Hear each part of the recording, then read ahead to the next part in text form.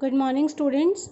Today we are going to start the new topic under foreign exchange rate, and that is fixed exchange rate system. You have already studied about the foreign exchange rate systems. So there are three types of foreign exchange rate system.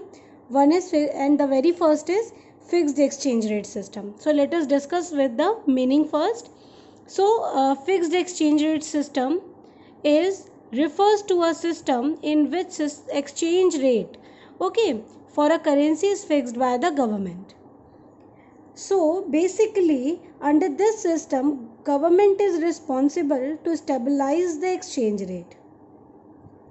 Under fixed exchange rate system, each country maintain value of its currency fixed in terms of gold, silver, other precious metal, another country's currency, and etc. So there are two systems of fixed exchange rate. Okay, the very first is gold standard system of exchange rate, and second is the Bretton Woods system. Okay, let us discuss the first, that is gold standard system of exchange rate.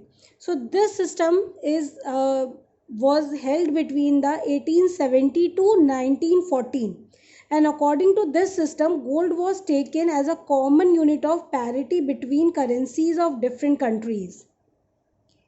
Each country defined value of its currency in terms of gold. Okay, for example, 1 UK pound is equals to 2 grams of gold, and 1 US dollar is equals to 1 gram of gold. So this is how it is defined. Okay, then exchange rate would be 1 UK pound or dollar is equals to 2 US pounds. US dollar, sorry. Okay, then the next is Bretton Woods system, and this system is held between 1947 to 1971.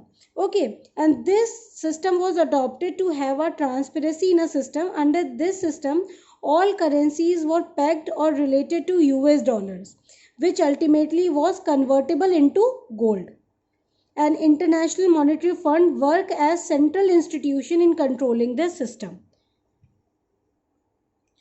Few more thing I want to add on in this video for you.